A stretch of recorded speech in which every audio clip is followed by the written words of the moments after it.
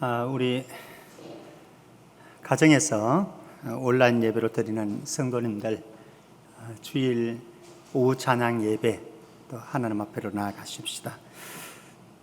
교회 소식 먼저 알려드리겠습니다. 오늘 오전에 광고 드렸던 것처럼 지금 교회 리모델링 관계로 그레이스 홀에서 예배를 드리고 있습니다. 아마 뒤 배경도 조금 달라졌을 것 같고요. 또 우리 장로님들 가운데를 가정으로 가져갔기 때문에 성이 또 있지 않고 오전 예배를 그렇게 또 예배 드렸습니다. 방송은 오늘 오후 찬양 예배가 4시에 이제 나가겠지만은 지금 제가 녹화하는 시간은 1시입니다.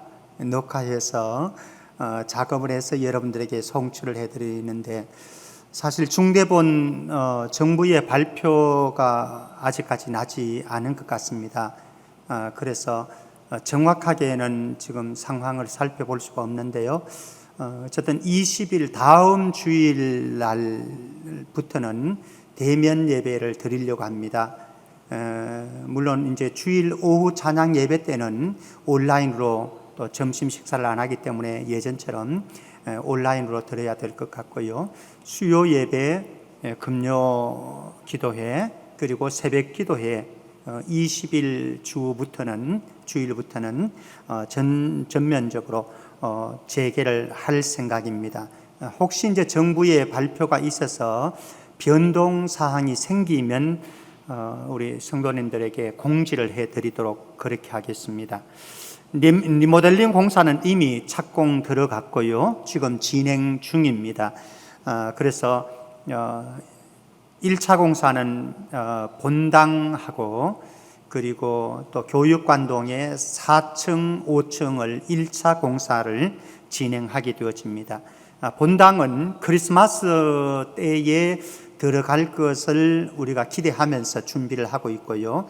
그리고 교육관은 한 1개월 반 내지는 2개월 정도로 공사 기간을 잡고 있습니다. 여러분들이 안전하게 또 사고 없이 공사가 잘 진행되어질 수 있도록 위에서 기도해 주시면 감사하겠습니다.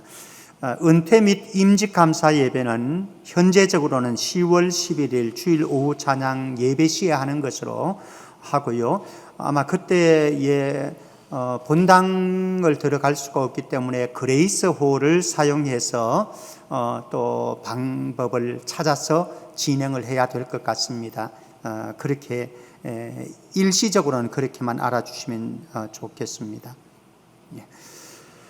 자, 이제 주일 오후 찬양 예배 하나님 앞으로 나아가겠습니다.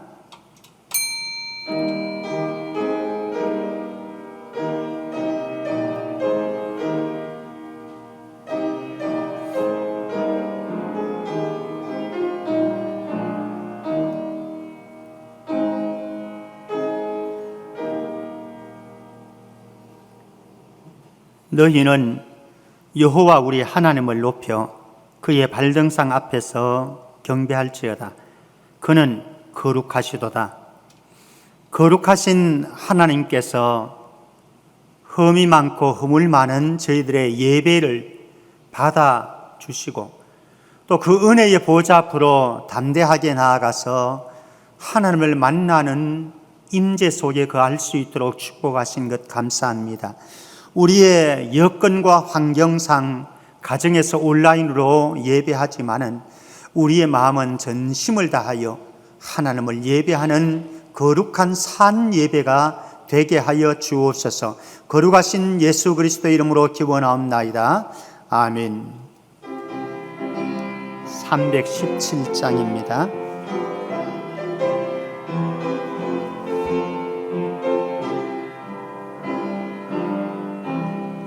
내 주 예수 주신 은혜 안 얻건만 내 주 앞에 이 작은 것 다 드리니 주 예수 예수여 내 정성을 받으소서. 주 날 위해 보배로 피 흘리사 그 귀하신 생명까지 다 주시니 내 천한 몸이 생명을 외하기랴. 주 예수께 비친 것이 하나것만 나 주 위해 드린 것은 참 적으니 주 예수여 너그럽게 보소서. 날 위하여 십자가에 피 흘리신 주 예수의 은혜로서 인치시고 내 모든 것 주의 소유 삼으소서. 주 날 위해 그 귀하신 몸 버리사 이 내 몸을 빚값으로 사셨으니 내 생명도 주 예수께 바칩니다.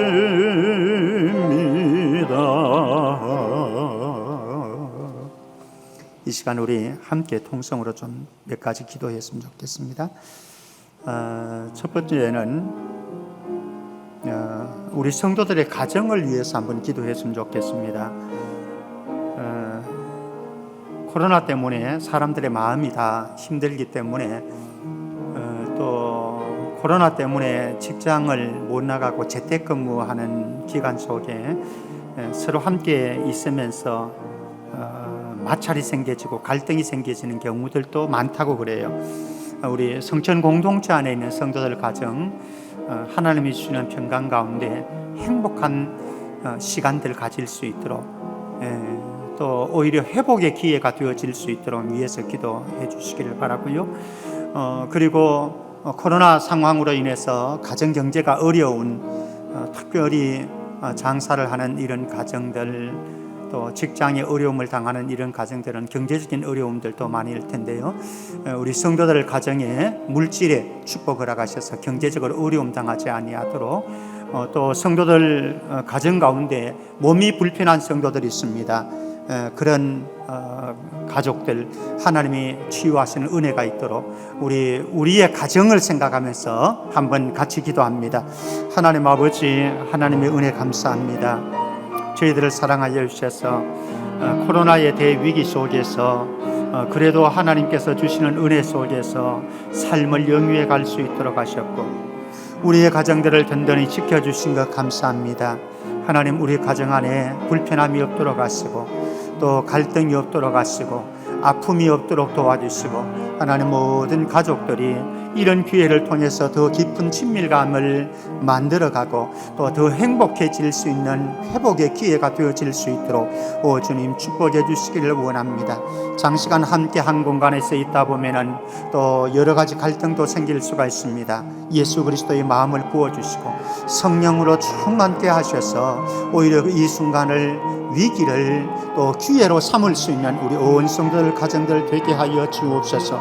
아버지, 우리의 사업장과 직장들을 축복하여 주셔서 어려운 시대 속에서도 여전히 하나님께서 도와주신 은혜 누릴 수 있도록 축복해 주시기를 원합니다. 가정경제에 어려움 당치 아니하도록 하시고 직장에, 사업에, 장사에 어려움 당하지 아니하도록 하시고 그래서 하나님께서 주시는 넉넉한 물질의 풍족함을 누려갈 수 있는 우리 온 성도들 되어질 수 있도록 축복해 주옵소서. 병약한 지체들이 있습니다. 어떤 이는 암과 싸워야 하고, 어떤 이는 수술 위에 회복을 기다려야 하고, 어떤 이는 우리의 여러 가지 마음과 정신적인 육체의 질병을 가지고 힘겹게 투병하고 있는 지체들이 싸우니 하나님 도우셔서 힘주셔서, 또 하나님의 권세를 더하여 주셔서 너끈히 이길 수 있는 믿음의 권속들 다 되게 하여 주옵소서. 또 한 가지 기도 제목도 드리겠습니다. 우리 다음 세대를 위해서 좀 기도했으면 좋겠습니다. 고산들, 또 재수하는 우리 지체들 정말 힘겨운 한 해 보내왔습니다. 이제 수시 접수해야 되고, 또 앞으로도 정시 준비해야 되는 모든 과정 속에 이들을 붙잡아 달라고, 지혜를 달라고, 또 부모들 스트레스 많이 받을 텐데요, 부모들도 고요한 마음, 안정된 심령을 허락해 달라고 우리 수험생들을 위해서 기도해 주시고, 또 우리의 가정에 있는 자녀들, 그들이 외국에 있든지 또 국내에 있든지 어디에 있든지 하나님의 날개 기다대 할 수 있는 삶이 되어질 수 있고, 생명사교로 하나님께서 안전하게 보호해 달라고, 또 우리 젊은이들 나아가는 인생 여정길 속에 이제 취업도 어려울 수 있고, 또 하는 사업이나 또 직장 생활도 여러 가지 어려움이 많을 텐데요, 우리 젊은이들 사회생활 또 진로를 결정하고 나아가는데 어려움 없도록 하나님께서 이들에게 또 만남의 복도 허락해 달라고, 우리 가정과 교회 공동체 안에 있는 다음 세대를 위해서 함께 기도합니다. 하나님 아버지, 그렇습니다. 힘겨운 시대 속에 특별히 많은 사람들이 힘겨운 시간들을 보내고 있지만은 다음 세대들이 많이 힘들어하고 있습니다. 우리 다음 세대들이 학교에도 가지 못하고 있는 형편이고, 어린이집과 유치원도 제대로 다니지 못하는 이런 형편 속에 있습니다. 오 주님, 주께서 이들에게 은혜를 베풀어 주셔서 어떤 상황, 어떤 현실 속에서도 여전히 하나님의 돌보심 그늘 아래 있도록 주님 축복해 주시기를 원합니다. 특별히 수험생들 주님 불쌍히 여겨 주시기를 원합니다. 힘겨운 한 해 싸워왔습니다.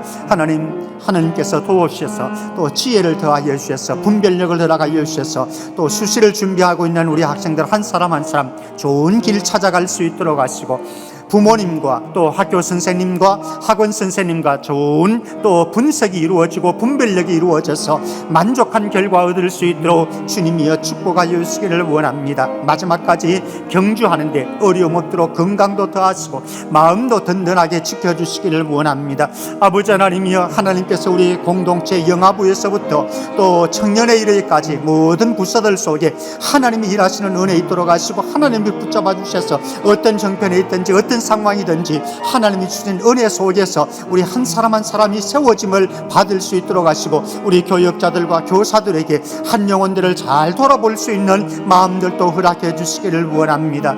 아버지 하나님이여, 하나님께서 우리 젊은이들 기억하여 주시기를 원합니다. 외국에 가 있든지 군복무하든지 또 외지에 가 있든지 그들이 무슨 일을 하든지 간에 하나님께서 늘 도우셔서 하나님께서 은혜를 베풀어 주셔서 곧센 땅의 축복들을 다 누릴 수 있도록 도와주시옵시고, 또 어려운 상황 속에 노출되어지지 아니하도록 위험한 감염이 다가오지 아니하도록 하나님 이들의 삶을 붙잡아 주시기를 원합니다.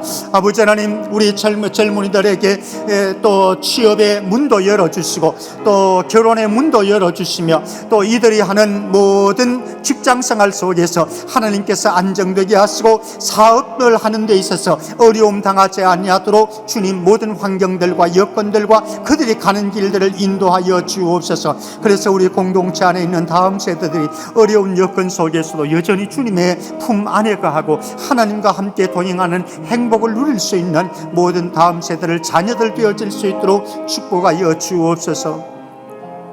마지막 기도 제목 드립니다.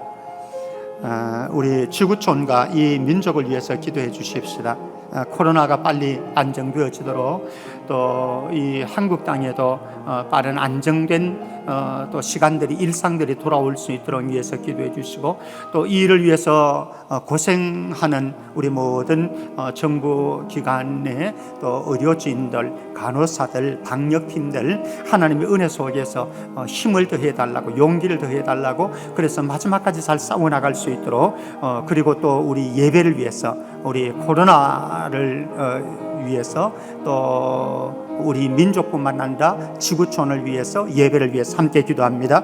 아버지 하나님이여, 정말로 한 해가 어떻게 갔는지 참 허무하기도 하고 또 답답하기도 하고 속상한 마음도 없지는 않습니다. 그러나 이 속에서도 여전히 또 하나님의 하실 일들이 있음을 저희들은 믿고, 그래서 우리는 어려운 시기들을 인내함으로 믿음 안에서 거합니다. 주님, 불쌍히 여겨주시고 이 지구촌을 건져주시고, 지구촌을 감싸고 있는 모든 코로나의 바이러스들이 다 사라지고 깨끗하게 물러갈 수 있는 역사 일어나게 하여 주옵소서.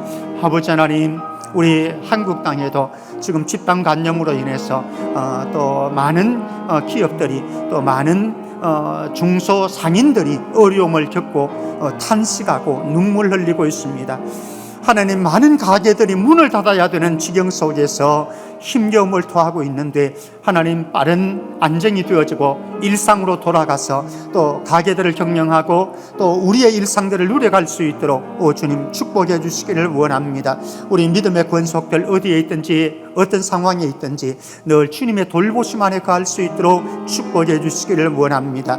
아버지 하나님이여, 오늘도 예배 가운데로 나아갑니다. 성령님, 이 시간 함께 하여 주시옵시고, 우리의 예배가 가정에서 드리지만은 흐트러지는 예배가 아니라, 방해받는 예배가 아니라, 사탄의 또 어두운 영의 역사가 있는 예배가 아니라, 성령의 임재 속에서 하나님께만 온전하게 집중할 수 있는 아름다운 예배, 행복한 예배 되어질 수 있도록 축복하여 주옵소서. 주님, 감사합니다. 이 시간도 예배 가운데로 나아가고 또 말씀 가운데로 나아갑니다. 성령님, 우리가 어떤 상황, 어떤 형편, 어떤 장소에 있든지 여전히 하나님께서 임재하는 그곳, 예배하는 베델이 될 수 있사오니, 우리가 예배하는 그곳에서 하나님을 배우는 야곱의 축복이 있도록 하여 주옵소서. 거룩하신 예수 그리스도 이름으로 기도하옵나이다. 아멘.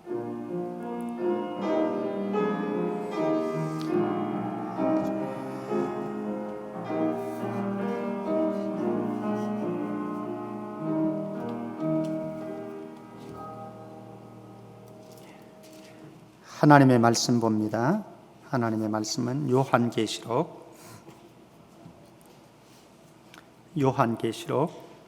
1장, 요한계시록 1장 4절과 5절 말씀만 오늘은 보도록 하겠습니다. 요한계시록 1장 4절과 5절 말씀.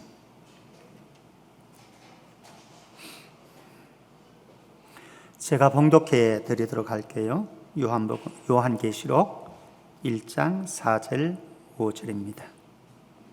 요한은 아시아에 있는 7 교회에 편지하노니, 이제도 계시고 전에도 계셨고 장차 오실 이와 그의 보좌 앞에 있는 7 영과 또 충성된 증인으로 죽은 자들 가운데서 먼저 나시고 땅의 임금들의 머리가 되신 예수 그리스도로 말미암아 은혜와 평강이 너희에게 있기를 원하노라.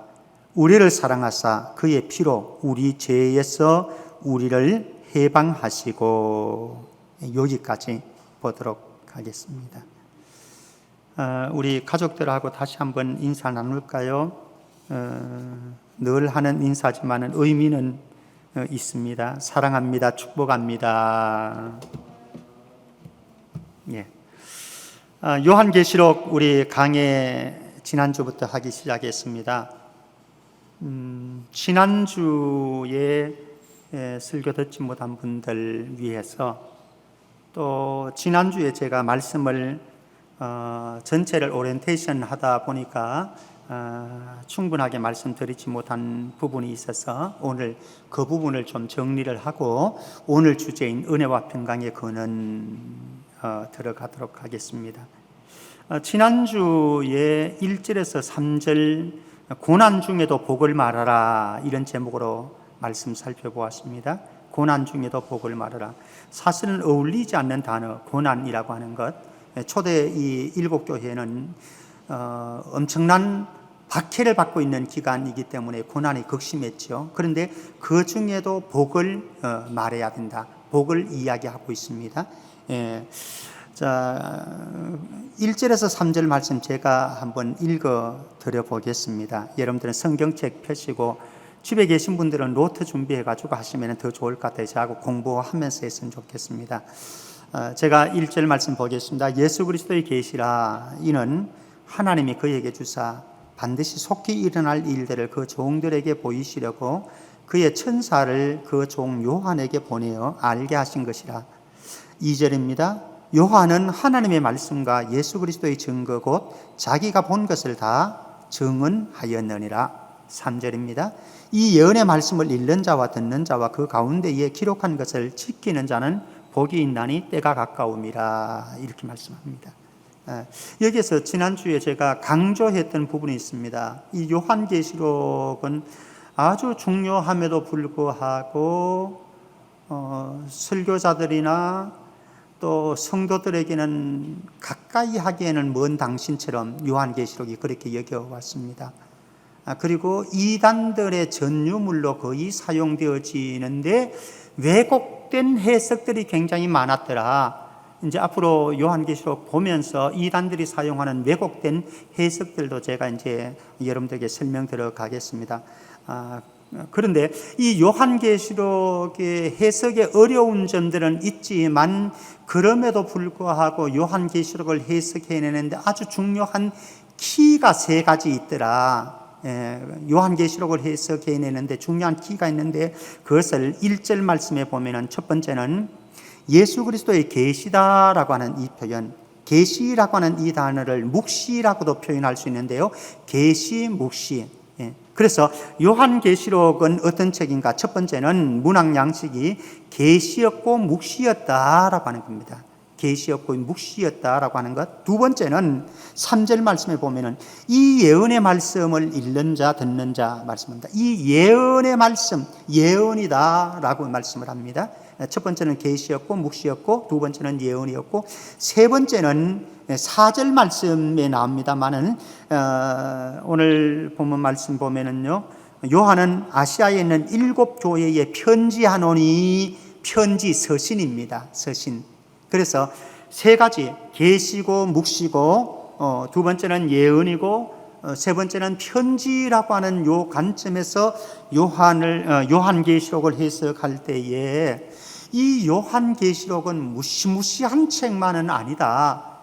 초대교회 7 교회가 성도들이 얼마나 힘겹게 로마 황제 숭배를 하지 않는다고 핍박을 받고 박해를 받고 있는데 그 교회의 목회자인 사도 요한이 그들에게 사랑스러운 편지로 지금 하고 있는 거니까 그러니까 요한계시록을 너무 무섭게 생각할 필요성은 없습니다. 그래서 이 요한계시록에 아주 소중한 주제가 흘러가는 것이 있는데요. 1장부터 마지막 22장까지의 주제의 흐름을 이 부분을 잡고 이제 요한계시록을 쭉 나가야 됩니다. 첫 번째는 어린 양 예수 그리스도의 구속 사역의 성취라고 하는 관점에서 요한계시록을 다 보아야 됩니다. 어린 양 예수 그리스도의 구속의 구원의 사건의 성취 사건이 바로 요한계시록이다. 그리고 두 번째 관점은 하나님의 나라 관점에서 이 요한계시록을 보아가야 됩니다.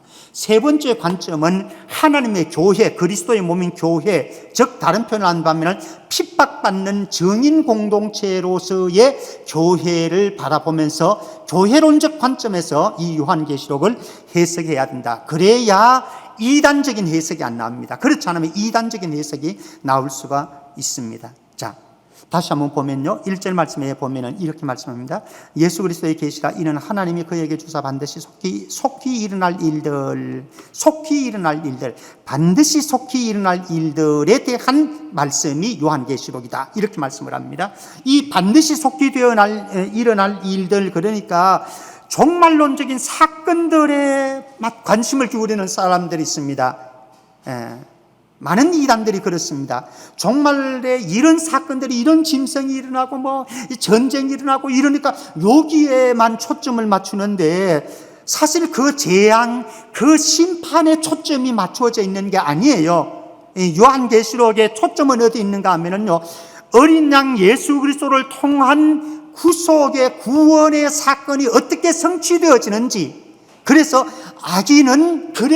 구원의 성취 사건으로서 악인은 심판을 하게 되어지고, 하나님의 핍박받는 종들인 하나님의 교회는, 정인 공동체는 하나님께서 책임지시고 보호해 가신다. 그래서 궁극적인 승리를 주신다라고 하는 것이 이제 요한계시록의 내용이고, 반드시 속히 일어날 일들이라고 하는 겁니다. 그러니까 반드시 속히 일어날 일들, 예언적인 부분이 맞습니다만은 그것을 어떤 종말론적인 호기심에 빠지도록 만드는 내용은 아니다. 기억하실 필요가 있습니다. 그리고 1절 말씀에 계속해서 계시의 전달 과정을 소개를 해주고 있는데요, 계시의 전달 과정이 어떻게 되어지는가 하면 1절 말씀 다시 한번 보면요, 예수 그리스도의 계시라. 이는 하나님이 그에게 주사, 그는 예수 그리스도이죠.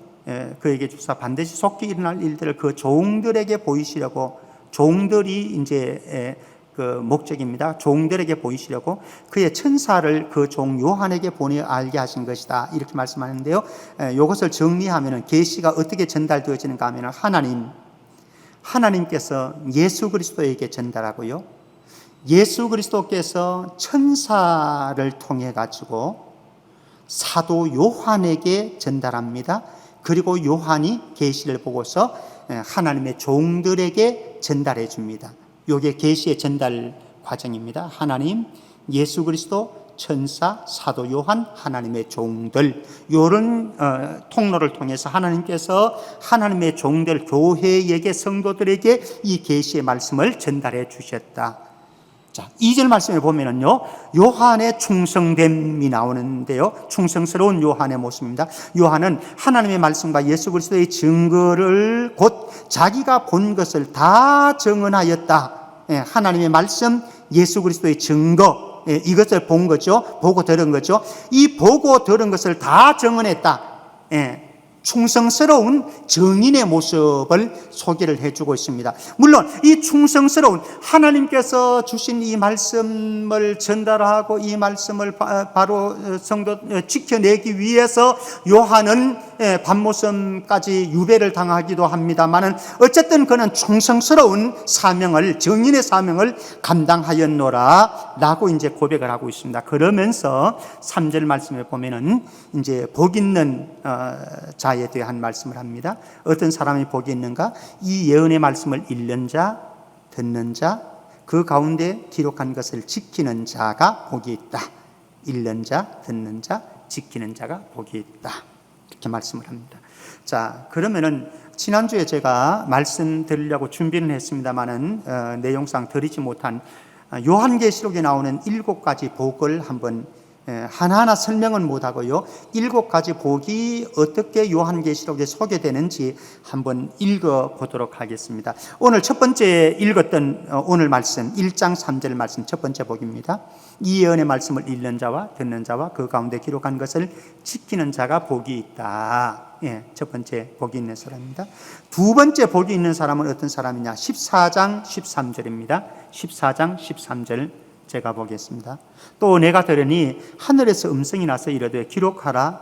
지금 이후로 주 안에서 죽는 자들은 복이 있도다. 주 안에서 죽는 자가 복이 있다. 성도의 죽음의 복에 대해서 말씀을 합니다. 세 번째 16장 15절 말씀에 보면은 세 번째 복을 말합니다. 보라, 내가 도둑같이 오리니 누구든지 깨어 자기 옷을 지켜 벌거벗고 다니지 아니하며 자기의 부끄러움을 보이지 아니하는 자는 복이 있도다.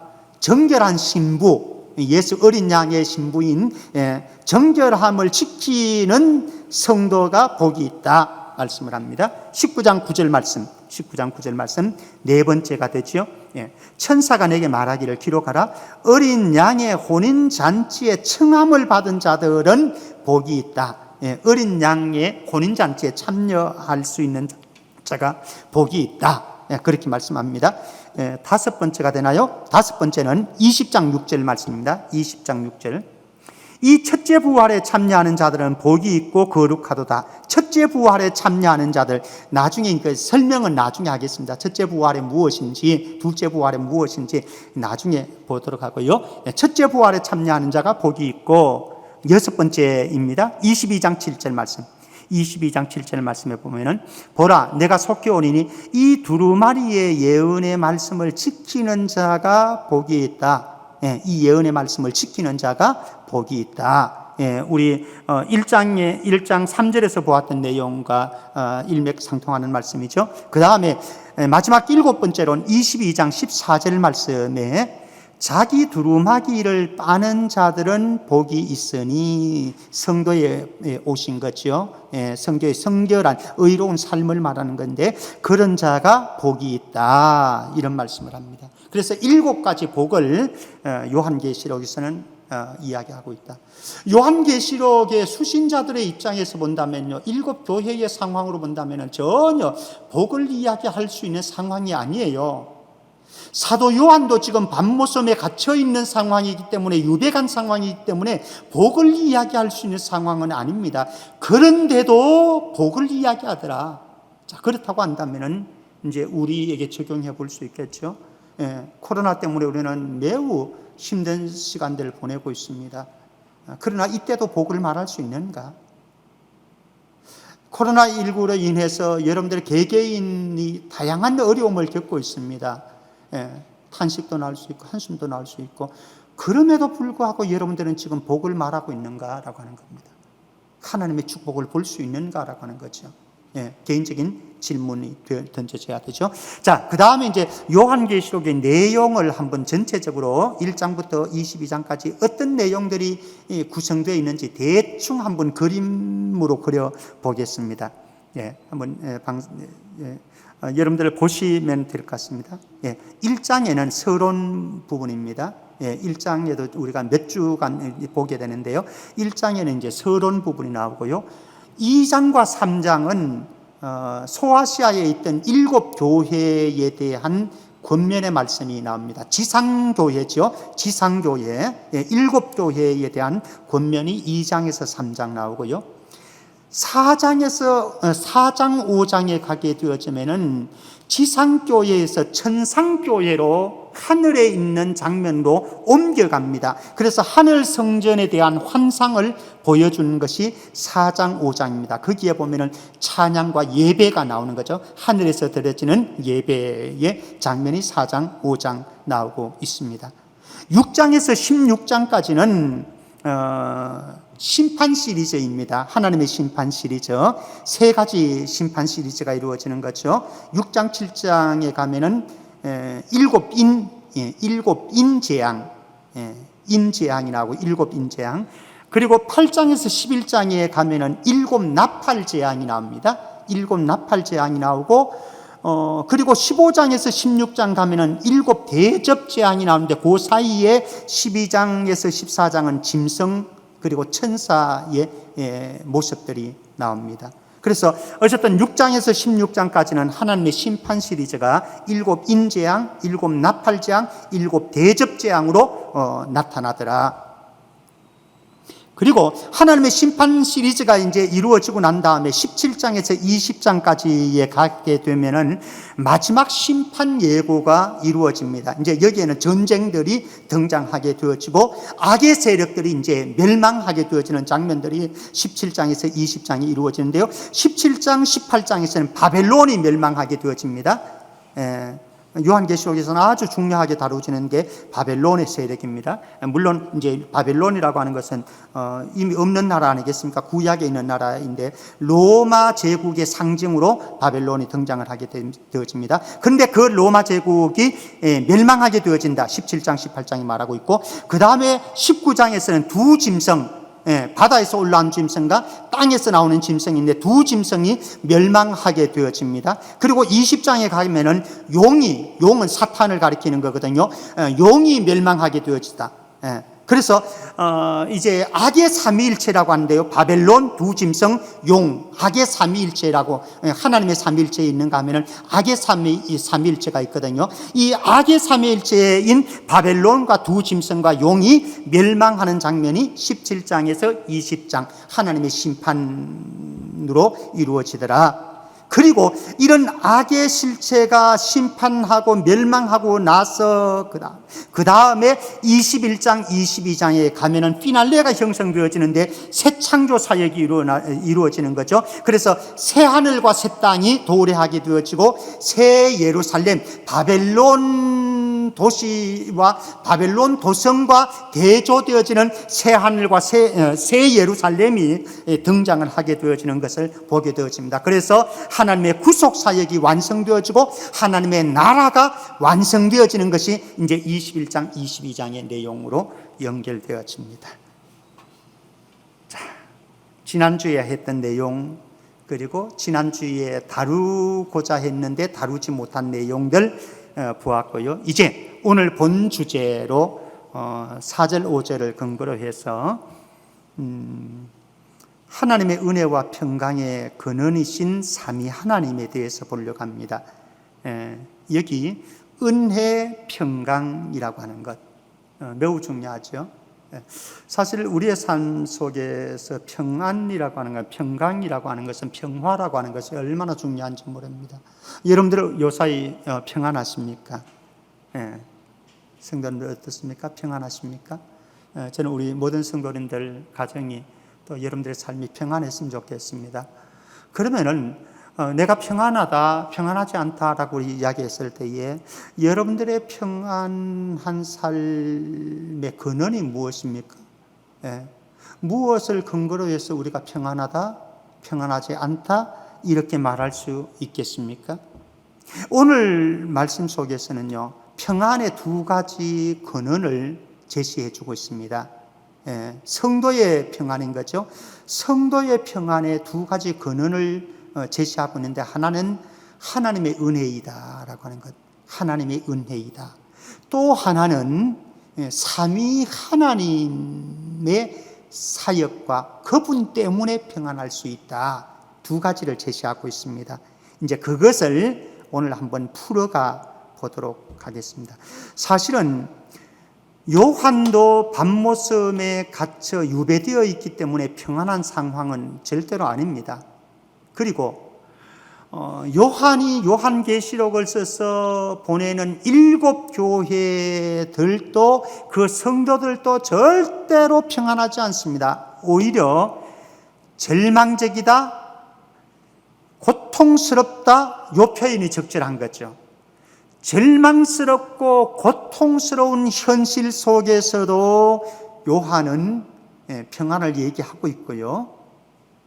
또 그 소아시아 7 교회들은 평안한 삶을 누려야 되는데 어떻게 가능한가? 두 가지, 하나님의 은혜가 임할 때에 가능하다, 또 하나는 삼위 하나님에게 의존하고 붙잡을 때에 가능하다. 이제 한번 조금 더 오늘 4, 5절 내용들을 들어가 보도록 하겠습니다. 4절 말씀 한번 보십시다. 여기 보면은 저자와 수신자가 소개되어 있습니다. 4절 말씀. 요한은 아시아에 있는 7 교회에 편지하노니, 여기까지만 보면요, 여기 저자가 나옵니다. 저자가 누구라고요? 요한이다. 수신자가 누구라고요? 편지를 받는 사람들인 거죠. 수신자는 아시아에 있는 7 교회이다. 자, 그러면 저자부터 좀 살펴볼까요? 저자 요한이다 라고 그랬는데, 요한은 어떤 요한을 말하는가? 성경에 보면 요한이 몇 사람이 나와요. 대표적인 사람이 요단강에서 예수님에게 세례를 베풀었던 세례 요한이 있고요. 그리고 베드로의 아버지가 누굽니까? 베드로를 부를 때에 요한의 아들 시모나 내가 너를 사랑하는 거 있잖아요. 요한의 아들. 그러니까 베드로의 아버지가 요한입니다. 세 번째는 바울과 바나바와 전도 여행을 했던 마가 요한도 있습니다. 마가 요한도 있는 거죠. 예. 이 마가 요한은 최초의 복음서인 마가 복음을 썼던 사람이 마가 요한입니다. 그리고 또 한 사람은 예수님의 12 제자 가운데 한 사람이었던 사도 요한도 나오고 있습니다. 야고보의 형제 요한이죠. 자, 그러면은 이 요한계시록의 저자는 누구일까요? 세례 요한일까요? 베드로의 아버지 요한일까요? 마가 요한일까요? 사도 요한일까요? 여러분들 알고 계시겠죠. 사도 요한입니다. 예수님의 12 제자였고 야고보의 형제였고 갈릴리 어부였고 그래서 소아시아 7교회의 목회자, 그러니까 소아시아 7교회 이제 2장 3장에 가면 우리가 볼 거거든요. 그 교회들을 목회했던 사람이 이 사도 요한입니다. 그리고 이 사도 요한은 예수님의 어머니 마리아를 모시고 에베소에 가서 함께 살았던 사람, 그 사람이 사도 요한입니다. 지금은 이제 반모섬에 유배에 와 있는데요. 9절 말씀 한번 보십시다. 이 사도 요한이 어떤 상황인지 한번 보겠습니다. 9절 말씀. 나 요한은 너희 형제요 예수의 환난과 나라와 참음에 동참하는 자라. 하나님의 말씀과 예수를 증언하였으므로 말미암아 반모라 하는 섬에 있더니, 지금 요한은 반모섬에 갇혀져 있습니다. 유배를 가 있는 거죠. 근데 이 반모섬에 가가지고요 그냥 놀았던 게 아니에요. 역사학자들에 의하면은 반모섬에 가서 채석장 있잖아요. 채석장에서 혹독하게 일을 했다고 그래요. 엄청난 혹독한 노동에 시달렸던 삶을 살았던 사람이 바로 요한이다. 그런데 왜 반모섬에 유배를 갈 수밖에 없었는가? 하나님의 말씀과 예수를 증언하였기 때문에, 충성스러운 정인의 삶을 살기 때문에, 그것 때문에 로마 정부에 의해서, 로마 황제들에 의해서 반모섬으로 유배가 되어졌더라. 그래서 지금 고통당하고 있는데 반모섬에서 이제 환상을 보게 되어지는 거죠. 그래서 그 본 환상을 이제 소아시아, 자기가 목회를 하던 소아시아에 있는 7 교회들에게 편지로 보냈습니다. 자, 수신자로 갑니다. 저자는 이제 요한이었고요. 수신자로 한번 가보면요, 4절 말씀에서 계속 그렇게 말씀을 하고 있습니다. 요한은 아시아에 있는 7 교회에 편지하노니, 아시아에 있는 7 교회 있습니다. 아시아에 있는 7 교회. 에베소, 스무나, 버가모, 두아디라, 사데, 빌라델비아, 라오디게아. 7 교회. 지금의 터키에 있는 교회들입니다. 터키 지중해 쪽으로 가서 있는 교회들이 이 소아시아 7 교회입니다. 소아시아 7 교회의 목회자가 누구였는가?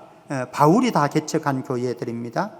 바울이 개척했다가 이 교회를 바울이 순교하고 난 뒤에 누가 목회를 했는가 하면 디모데가 목회를 했습니다. 이 소아시아 7 교회, 특별히 에베소 교회를 중심으로 해가지고 이제 순회하면서 왔다 갔다 하면서 소아시아 7 교회를, 그 먼 거리거든요. 이 로마로 가는 큰 도로가 나 있는데, 이 소아시아 7 교회는 로마로 가는 큰 도로 옆에 있는 대도시들입니다. 그 당시로 본다면 그 지역들의 교회가 생겼는데, 거기를 바울이 개척했다가 바울이 순교하고 난 뒤에 디모데가 사역을 하다가, 디모데가 죽고 난 뒤에 누가 사역을 하는가 하면은 바로 여기에 있는 사도 요한이 예수님의 어머니 모시고 가서 에베소에 살면서 에베소에 거점을 두고서 이제 소아시아 7 교회를 오락가락하면서 이제 사역을 했고 또 성도들을 돌아보았던 거죠. 그 교회들이 아시아에 있는 7 교회이다. 여기에 있는 7 교회라고 그러는데요, 사실은 그 당시 아시아 지역입니다. 예, 지금은 이제 중동 지역으로 편성됩니다만은 그 당시 아시아, 소아시아라고 일컫는데요. 그 아시아에 있는 7교회 외에도요, 다른 교회들 있었을까요? 없었을까요? 있었어요. 다른 교회들이. 사실 이 7교회 외에도 그 지역에 다른 교회들 있었는데, 예, 바울이 서신을 보내는 교회들은 7교회가 대표적으로 뽑혀진 교회들인 거죠.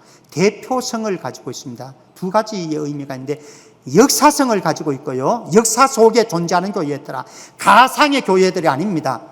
가상의 교회들이 아니고 실질적으로 역사 속의 한 장소의 터키, 지금의 터키 지역에, 그 지역에 있었던 교회들 7교회, 많은 교회들이 있었지만 그 가운데 대표적으로 뽑아서 소개한 교회들, 그러니까 역사성임과 동시에 상징적인 의미를 가지고 있더라. 이 7교회는요, 그 당시에 많은 교회들 대표적인 상징성을 가지고 있습니다.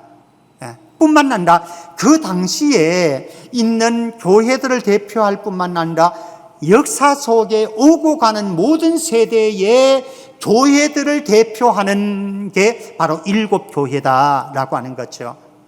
오늘날 성천교회도 사실은 소아시아 7교회가 대표하고 있는 거죠. 그런 측면에서 이 소아시아 7교회라고 하는 것은 역사성도 가지고 상징성, 대표성도 가지고 있더라. 그런데 이 교회들에는요, 이 교회들을 보면은 빌레델비아 교회 같은 경우는 책망할 것이 없는 칭찬만 받은 교회입니다. 빌라델비아 교회는 적은 능력을 가지고 있습니다만 칭찬만 받은 교회이고, 또 라우디게아 교회 같은 경우에는요, 칭찬받을 게 없는 교회, 책망만 받은 교회였습니다. 그리고 그 가운데 있는 다른 다섯 교회들은 한 가지 이상은 책망거리가 있었던 교회다. 자, 여기에서 우리는 이제 이런 생각을 해볼 수 있는 거죠. 하나는, 과연 나는 책망받는 교회일까? 칭찬받는 교회일까? 성도일까? 우리 성천교회는 책망받는 라우디게아 교회에 속할까? 칭찬만 받는 빌라델비아 교회에 속할까? 한번 점검해 볼 수 있겠죠, 그죠? 적용해 볼 수 있겠습니다. 또 하나 생각해 볼 것은요, 여기에 대부분의 교회들은 문제들을 다 가지고 있었어요. 많이 가지고 있었느냐, 적게 가지고 있었느냐, 이 차이는 있겠지요. 그러니까 이렇게 우리는 표현할 수 있는 거죠. 문제 없는 교회는 없다. 문제 없는 교회는 없다. 어떤 분들은 자기 교회의 연약한 부분들, 부족한 부분들, 못마땅한 부분들을 가지고 이 사람 만나면 저 사람 만나면 막 교회 욕하고 장로님들 욕하고 목사 욕하고 그런 분들이 있습니다. 그러다가 도저히 못 견디겠다 싶으면 이 교회밖에 없나, 다른 교회로 같이, 이런 분들이 있어요. 근데 기억하셔야 될 게 있어요. 문제 없는 교회 없다라고 하는 거죠. 지금 여러분들이 상상하는 좋은 교회, 한국에 있는 좋은 교회, 좋은 목사님들도 올려보십시오. 그 목사님들, 그 교회, 여러분들이 깊숙이 들어가서 일을 하다 보면요, 그 목사님에게, 그 교회에 역시 문제는 또 있습니다. 그럼 맨날 옮겨 다닐 겁니까? 지상교회의 모습인 거죠. 지상교회의 성도의 모습이고 교회의 모습이고, 완전함은 없다라고 하는 겁니다. 완전함을 기대한다고 한다면 나부터 완전하면 돼요. 다른 사람의 허물이 보이는 사람은 여러분들부터 완벽하면은 다른 사람들의 허물 얘기해도 돼요. 교회, 어느 교회에 문제 있더라, 이거 얘기하려고 그러면요, 우리 교회부터 완벽해야 돼요. 그렇지 않고는 함부로 얘기하지 마라. 나도, 우리 교회도 문제 있는 인생이고 문제 있는 교회 동일하니까 그저 부족한데, 주님의 은혜가 임해서 주님이 돌보시고 주님이 이끌어 가시면은 그게 소망이 있더라. 다다음 주에 좀 보게 되어질 내용입니다.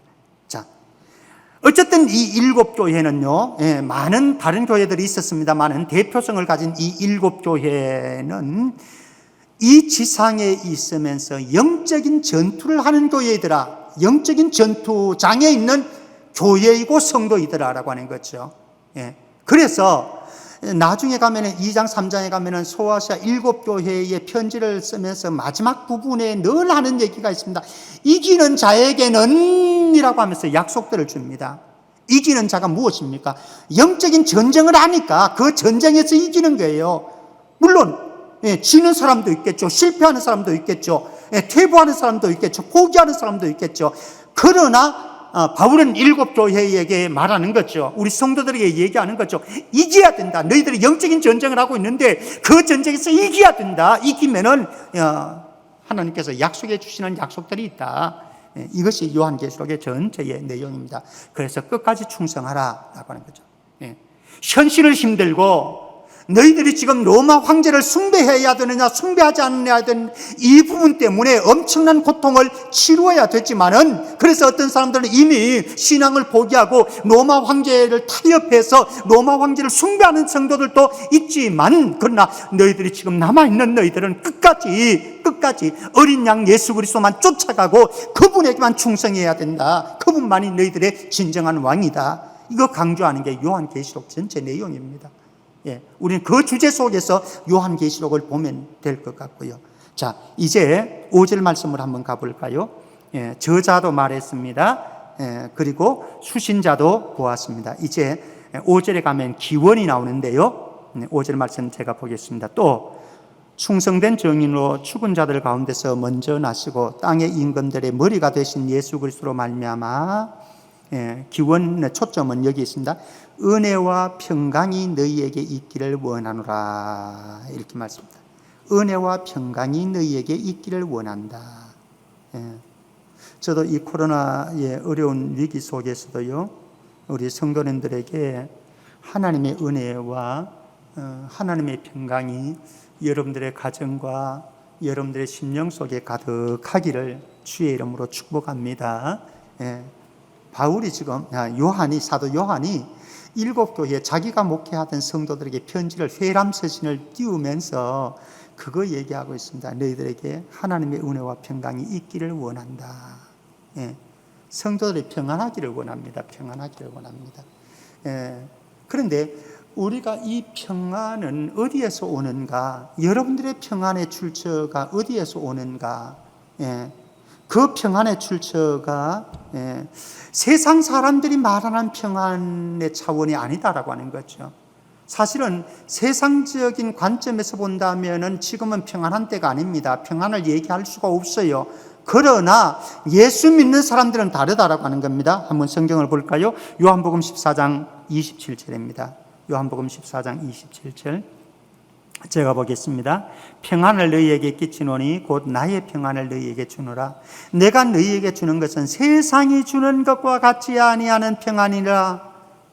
세상이 주는 것과 같지 않은 평안이 있다라고 해요. 그게 예수님이 십자가에서 누리셨던 그 평안, 그게 있다라고 하는 겁니다. 한 구절 더, 빌립보서 4장 7절입니다. 빌립보서 4장 7절. 그리하면 모든 지각에 뛰어난 하나님의 평강이 있다는 겁니다.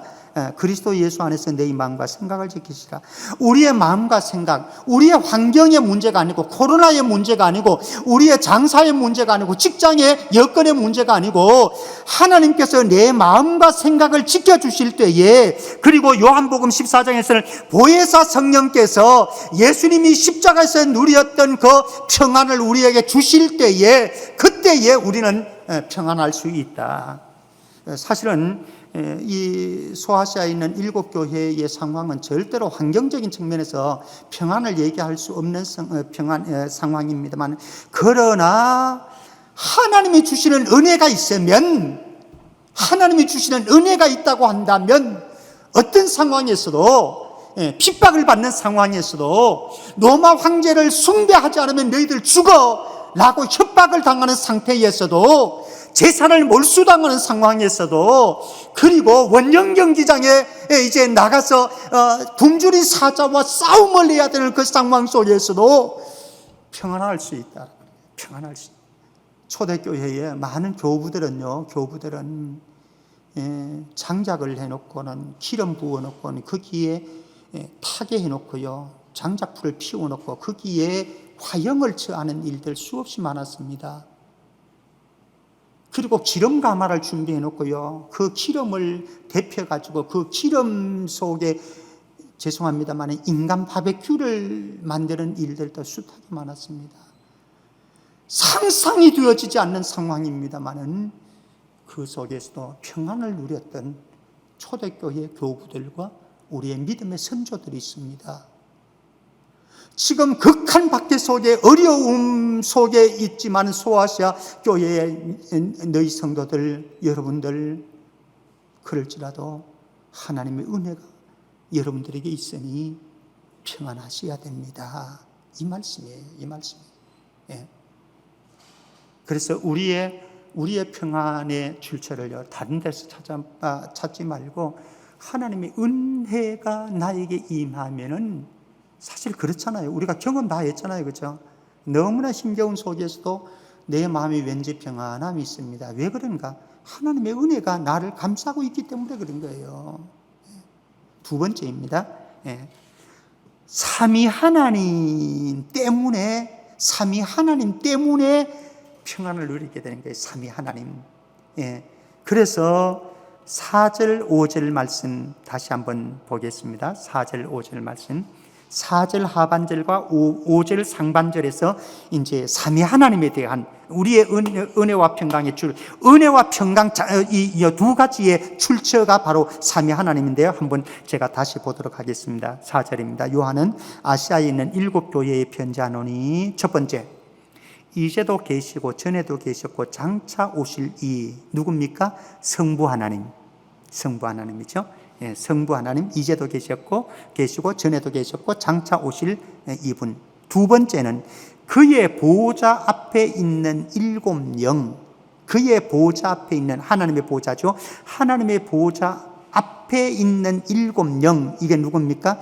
어떤 분들은 천사로 해석하는 분들도 있기는 한데, 일반적으로는 하나님의 보좌 앞에 있는 7영은 성령이다, 성령님이시다, 그렇게 해석을 합니다. 세 번째, 5절 상반절에 보면 또 충성된 정인으로 죽은 자들 가운데서 먼저 나시고 땅의 임금들의 머리가 되신 그리스도 말합니다. 예수님. 그러니까 여기 보면은 우리의 그리스도로 말미암아 은혜와 평강이 너희에게 있기를 원한다, 이렇게 말하죠. 이 세 분, 이제도 계시고 전에도 계셨고 장차 오실 이 성부 하나님, 그의 보좌 앞에 있는 7영, 성령님, 또 충성된 정인으로 죽은 자들 가운데서 먼저 나시고 땅의 임금들의 머리가 되신 예수 그리스도, 이 성자 예수님, 이 세 분으로 말미암아 은혜와 평강이 너희에게 있기를 원한다. 우리에게 은혜를 주시는 분은 누군가? 평강을 주시는 분은 누군가? 여러분들이 은혜를 누리고 평강을 누릴 수 있는 출처는, 근원은 어디인가? 성부, 성자, 성령님이시다. 이 세 분에게서 은혜가 오고 그것으로 인해서 우리는 평강을 누릴 수가 있다. 자, 그러면은 이제 여기에서 성부 하나님은 어떻게 표현되어지고, 성령님은 어떻게 표현되어지고, 성자 예수는 어떤 분이신지를 이제 보아야 되는데, 사실은 시간이 없기 때문에 충분하게 지금 볼 수는 없을 것 같습니다. 간단하게 한번 보도록 하겠습니다. 성부 하나님을 어떻게 표현하는지 한번 보시겠습니까? 4절 후반절입니다. 이제도 계시고 전에도 계셨고 장차 오실 이. 하나님은 어떤 분이신가? 성부 하나님은 어떤 분이신가? 이제도 계시고 전에도 계셨고 장차 오실 이다. 여기에 중요한 게 있어요. 성부 하나님이 이런 하나님이신데, 여기에 두 가지 좀 초점 기울여 보십시다. 자, 여기 이제도 계셨고 그 시제가 뭐지요? 이제도 계시고 현재죠. 전에도 계셨고 과거입니다. 장차 오실 이 미래입니다. 자, 여러분들이 시제를 말하면은 보통 어떻게 얘기합니까? 과거, 현재, 미래 이렇게 순으로 말하죠. 근데 여기에서 보면은 현재, 과거, 미래 이렇게 순서를 배치를 해놨어요. 예, 여기에 의미가 있다라고 하는 거죠. 지금 사도 요한은 이제도 계신 하나님을 지금 강조점으로 두고 있어요. 왜 이제도 계신 하나님을 강조점으로 두고 있느냐? 이제 지금 현재의 소아시아 7교회 성도는 너무나 힘든 현실 속에 있거든요. 그래서 그들의 힘든 현실을 지금 두고서 말하는 거예요. 너희들이 지금 현재 극한 고난과 어려움과 힘겨운 속에서, 현실 속에서 버둥덩거리고, 그리고 힘겨운 속에서 신음하고 아파하고 고통을 당하고 있지만 현재도 하나님은 여러분들과 함께 계신다, 이거 강조하는 거예요. 마치 어떤 식으로 과거에 계셨지 않느냐, 과거에 계셨던 하나님, 그리고 미래에도 계실 하나님, 그 하나님이 지금도 너희들과 함께 있다, 이거 강조하는 거예요. 예. 그러니까 이 수신자들에게는 굉장히 큰 위로가 되어지는 거죠. 예. 그리고 또 하나의 이 표현 양식이 좀 재미있는 표현이 있습니다. 예. 여기 보면은 다시 한번 4절로 가서 보면요, 이제도 계시고 전에도 계셨고, 그러면은 이제도 계시고 전에도 계시고 일반적으로 표현하면 뭐라고 표현해야 되겠습니까? 장차 미래에도 계실 하나님, 이렇게 표현해야 되죠. 이제도 계시고 전에도 계셨고 장차에도 계실 분, 이렇게 표현해야 되는데 여기에서 어떻게 표현하는가 하면요, 장차 오실입니다. 장차 오실 분.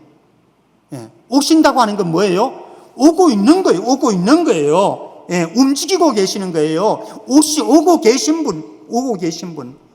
여기에는 의미심장한 표현이 있는 거죠. 예. 지금 이 소아시아의 7교회 성도들의 입장에서 본다면은요, 예, 하나님이 없는 것 같은 느낌입니다. 요한의 입장에서 보면요, 복음을 충성스럽게 증거하는 증인으로 살다 보니까 이곳에 밤모섬에 유배되어 있거든요. 하나님이 정말로 계시다고 한다면 이런 일이 어떻게 벌어질 수 있어? 이게 신정론이라고 하죠. 신정론. 예, 우리의 현실을 보니까, 고통스러운 현실을 보니까, 암울한 현실을 보니까 하나님은 없는 것 같아. 하나님이 계시다고 한다면 이런 일이 벌어질 수가 없어. 이런데 오늘 뭐라고 얘기하는가 하면요, 예, 이제도 계시고, 예, 과거에도 계셨던 그 하나님께서 장차에 오고 계신다. 오고 계신다. 예. 보이지 않는, 느껴지지 않는 역사 속에서 하나님께서 오고 계신 거예요. 역사 속으로 지금 파고 들어오고 계신 거예요. 예. 아무도 함께하는 이가 없다고 생각되어지는데 누군가가 나와 함께하기 위해서 오고 있다고 할 때에 얼마나 큰 위로가 되어집니까? 얼마나 큰 용기가 일어나게 되어집니까? 그런데 다른 분이 아니고 온 우주를 창조하시고 통치하시고 심판하시고 완성하실 그분, 다음 주에 때 보게 되어집니다. 그분이 어떤 분이신데, 그분이 오고 계신 거예요. 역사 속에 개입하기 위해서 오고 있는 거예요. 예, 어떻게 오느냐? 종말을, 마지막 완성의 때를 준비하면서 지금 오고 계신 거예요. 예.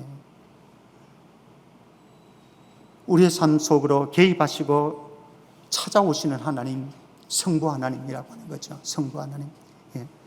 성자 예수님에게만 조금 초점 맞춰보고 마쳐야 될 것 같습니다. 예, 5절 말씀에 가면요, 성자 예수님을 삼중적으로 표현을 합니다. 세 가지로. 5절 말씀 보겠습니다. 또 충성된 증인이다. 첫 번째는 충성된 증인이다. 아까 전에 제가 2절을 설명할 때 요한도 충성된 증인의 삶을 살다가 밤모섬에 갇혔다 말씀드렸습니다. 예, 예수님께서 충성된 종이다. 충성된 종이다. 어느 정도로 십자가에서 죽기까지 충성하셨던 예수님, 표현하는 거죠. 두 번째로 어떤 예수님이냐? 죽은 자들 가운데서 먼저 나신 자. 죽은 자들 가운데서 먼저 나신 게 무엇입니까? 부활하신 예수님입니다. 부활하신. 예. 먼저 나셨던 이 말씀은요, 고린도전서 15장에 가면은 첫 열매가, 성도들의 부활의 첫 열매가 되셨다 표현하죠. 우리의 부활의 근원, 소망, 성도의 소망이 이것 아닙니까? 천국이 있다고 하는 사실, 부활이 있다고 하는 사실, 그래서 죽음이 두렵지 않는 존재, 이게 성도의 삶이 아니겠습니까?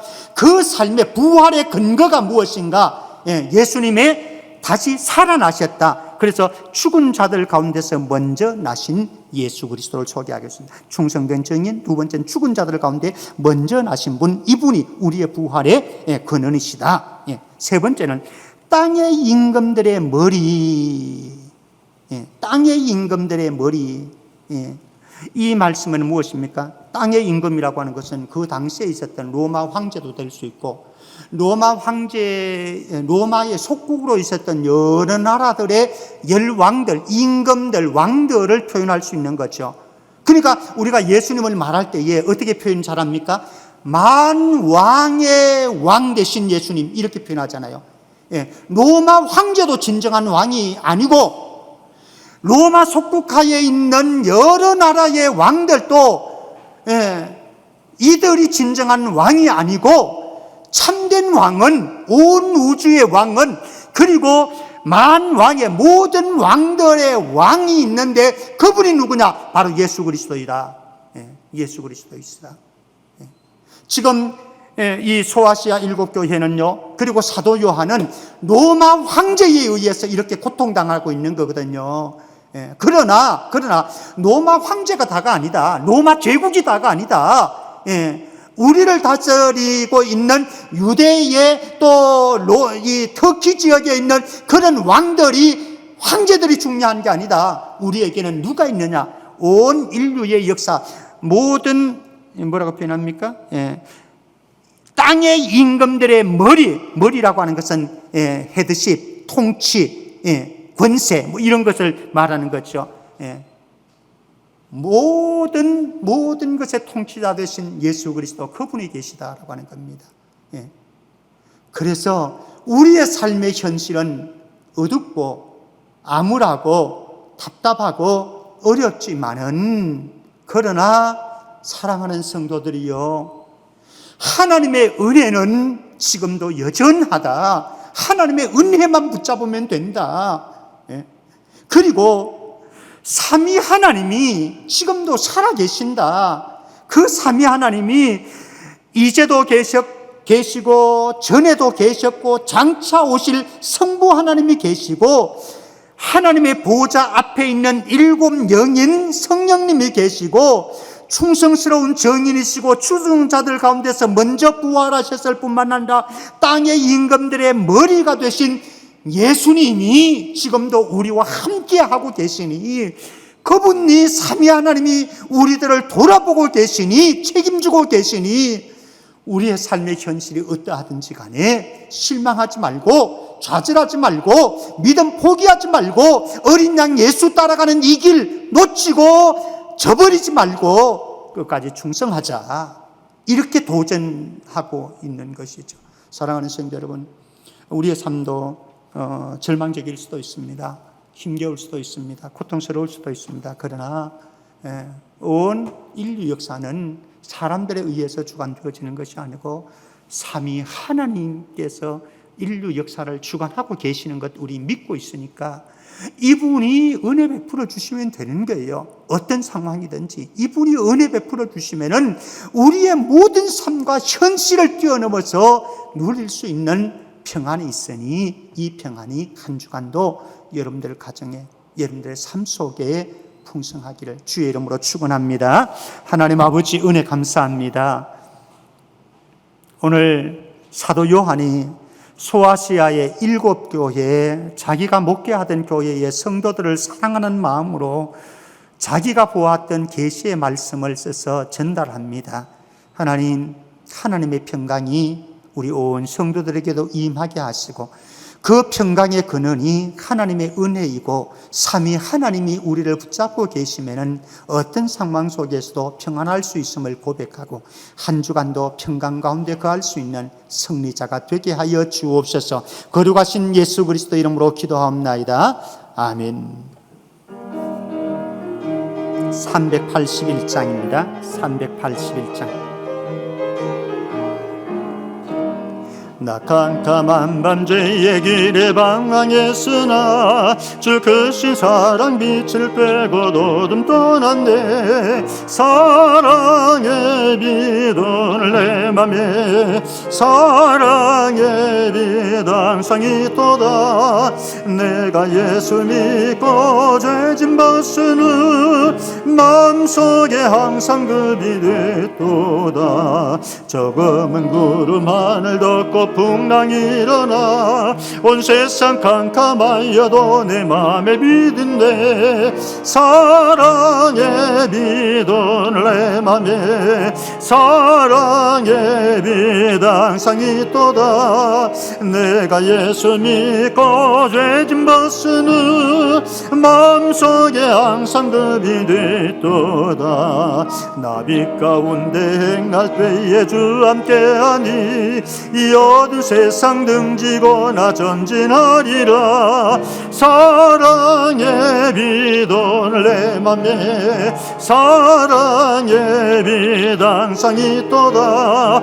내가 예수 믿고 죄짐 벗으는 마음속에 항상 그 빛이 있도다. 나 넓게 퍼진 저 들판을 지나갈 때에 저 영광스런 그 열매 다 추수하겠네. 사랑의 빛 오늘 내 맘에 사랑의 빛 항상 있도다. 내가 예수 믿고 죄짐 벗으는 마음속에 항상 그 빛이 있도다.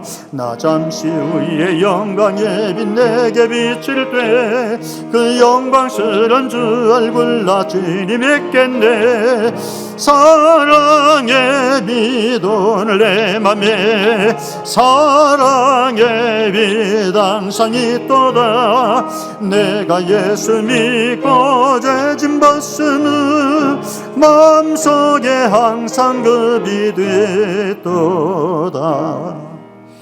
한 주간 더 평안하시기를 바랍니다. 기도합니다. 지금은 영원한 생명 되신 주 예수 그리스도의 은혜와 역사의 주인이 되시는 하나님 아버지의 크신 사랑과 오늘도 우리의 삶에서 역사하고 계시는 성령님의 내주 충만하신 은총이 우리의 현실이 아무리 암울하고 절망적이라고 할지라도 하나님의 은혜가 우리에게 임하면은 삼위 하나님이 우리를 돌보시면은 그곳에서 평강을 누릴 수 있음을 고백하고 삶의 현장에 흔들리지 아니하고 환경을 이겨나가며 주님이 주시는 평안 속에 한 주간 살기를 원하는 모든 성도들 머리 위에 이제로부터 영원토록 함께 있을지어다. 아멘.